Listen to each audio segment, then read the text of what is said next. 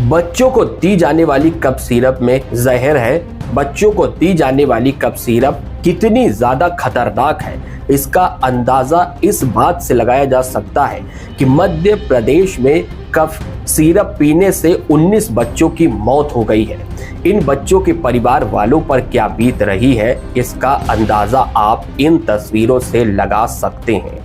मध्य प्रदेश के छिंदवाड़ा से ये मामला सामने आया है, जहां पर कफ सिरप पीने से बच्चों की किडनी फेल हुई और एक के बाद एक 19 बच्चों की मौत हो गई।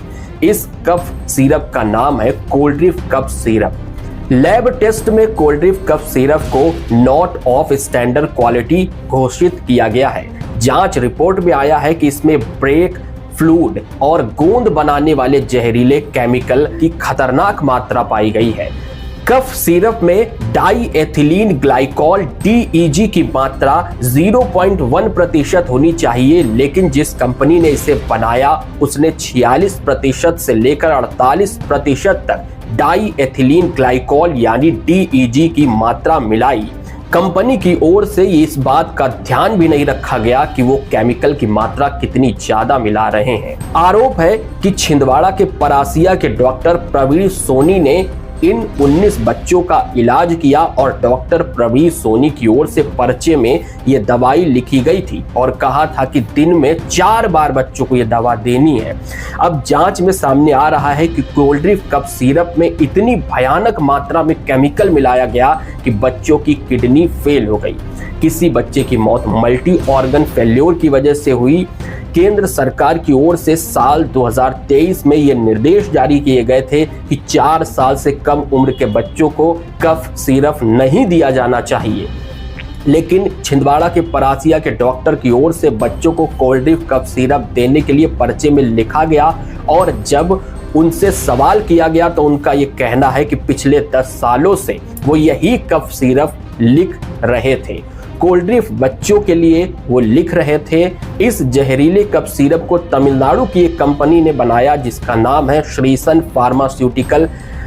इस कंपनी ने मानकों को दरकिनार कर बच्चों को दी जाने वाली कफ सिरप में खतरनाक केमिकल मिलाया। बताया जा रहा है कि प्लास्टिक, पेंट और ब्यूटी प्रोडक्ट में इस्तेमाल किए जाने वाला प्रोपोलीन ग्लाइकॉल इस कफ सिरप में पाया गया। दवा बनाने वाली कंपनी ने इस केमिकल को चोरी छिपे खरीदा था और इस केमिकल को बिना जांचे ही बच्चों को दी जाने वाली कफ सिरप में मिलाया। कंपनी की ओर से तो गड़बड़ी की ही गई। हैरानी की बात यह है कि मोटी मोटी पगार पा रहे ड्रग कंट्रोलर, ड्रग इंस्पेक्टर की ओर से ना तो कफ सिरप की जांच की गई और पूरे सिस्टम को भगवान के भरोसे छोड़ दिया गया।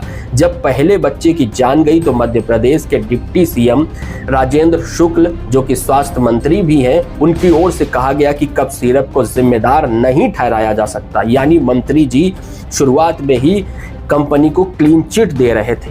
कफ सिरप वाली जो बात आई थी वो जरूर निराधार है। कफ सिरप के कारण ये मौतें नहीं हुई है, ये तय है। कफ सिरप पर शक था लेकिन अधिकारी और मंत्री उसे टालते रहे। दशहरे की छुट्टी होने की वजह से लैब में टेस्ट के लिए दवा नहीं भेजी गई और जब 11 बच्चों की मौत हुई तब जाकर इस कफ सिरप को जांच के लिए भोपाल की लैब में भेजा गया।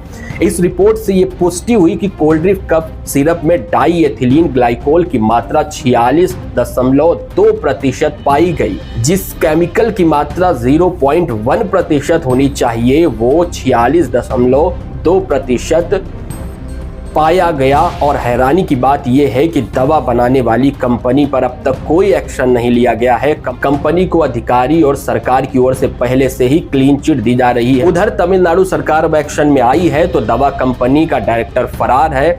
उधर मध्य प्रदेश सरकार की ओर से दवा लिखने वाले डॉक्टर को गिरफ्तार कर लिया गया है। मामले में drugs controller, deputy drug controller, drug inspector को सस्पेंड कर दिया गया है।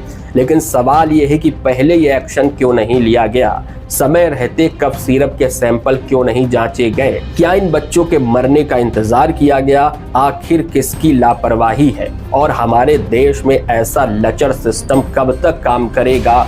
ना जाने कितनी दवाइयां ऐसी हैं जिनकी जांच नहीं होती है और उनकी वजह से लोगों की मौत होती है। तो फिलहाल अब केंद्र सरकार के साथ कई और राज्य सरकारें भी जागी हैं और वो कफ सिरप पर बैन लगा रही हैं, सैंपल ले रही हैं इसके और टेस्ट करवा रही हैं।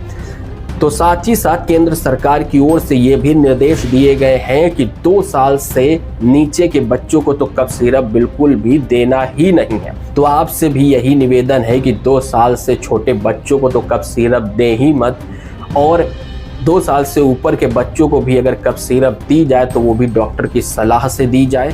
फिलहाल ये वीडियो यही होता है खत्म। आपका इस विषय पर क्या कहना है हमें कमेंट करके बताएं। धन्यवाद। जय हिंद, जय भारत।